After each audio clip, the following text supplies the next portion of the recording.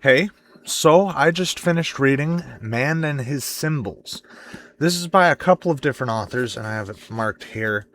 Carl Jung, Joseph L. Henderson, Maria Louise von Franz, Agnella Jaffe, and Jolanda Jacobi. So I have some things to say about this, and especially about Agnella. So, first off, Carl Jung is an excellent writer. He's very charismatic in his writing. Maria Louise von Franz is probably secondary to him in that regard. She's very good at writing. She's very good at relating the ideas and coming up with many different topics to relate to each other. Joseph L. Henderson was third best. Jolanda Jacobi was fourth best, and Agnella Jaffe was dead last. So this book was written for a general audience, so it wasn't meant to be read by psychoanalysts. It was meant to open up Jungian psychology to the broader public. And I think they did a good job of that overall. They covered a lot of the basics of Jungian psychology, and it left me hungry for more. It made me want to read more about Jungian psychology. So they do talk about the shadow. They talk about the anima and animus. They talk about the totality of the unconscious. They talk about the self. And they talk about the relations of all of these to the conscious mind, which is really the tip of the iceberg when it comes to mind.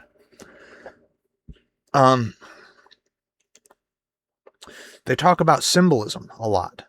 Joseph Henderson talks about the symbolism of initiation, the symbolism of transcendence, and of course, that got me thinking a lot about using initiation rituals in our modern culture to try to alleviate some of the tensions therein.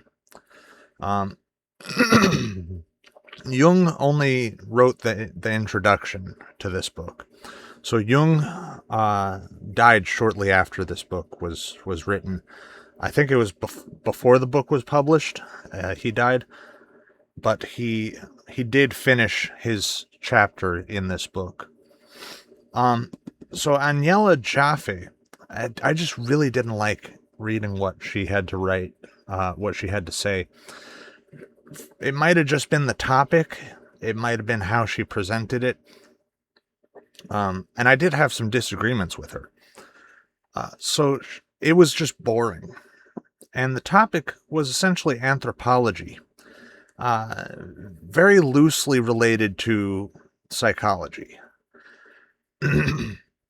And she covers modern art, and she covers art throughout history.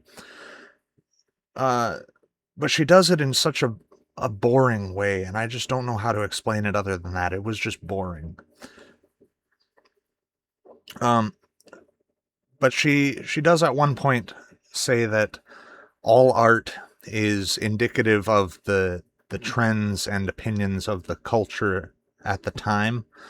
And that's not necessarily the case, I don't think, because you get a lot of artists who specifically try to reject the mainstream culture and try to do something completely opposite to it. And so it is much more personal than a general zeitgeist, spirit of the time type of thing. However, historically, this does appear to be the case. Historical art does appear to be representative of the culture at large, especially in the Renaissance and medieval period. Roman art, of course, was representative of Rome, and that culture was its own thing, separate and distinct from anything else. Greek art was the height of Greek culture. So in these cultures, I don't think that the iconoclastic sort of artistic interpretation is really applicable. But this book was published in the 60s. That was when iconoclasm became popular. Postmodernism started spreading, and people were making art specifically against the mainstream culture. So I don't think that, like, if you see a piece of artwork from the 60s or onward, it's not representative of the culture as a whole. It is representative of the individual who made the art. So this book, Marie Louise von Franz, has 2 chapters in it, technically. She has one that's about 100 pages, and it's on the process of individuation. And individuation is the process of becoming an individual.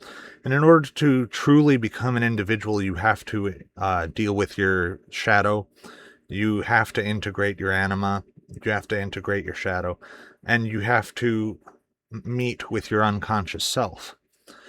So that you can draw your unconsciousness into alignment with your consciousness.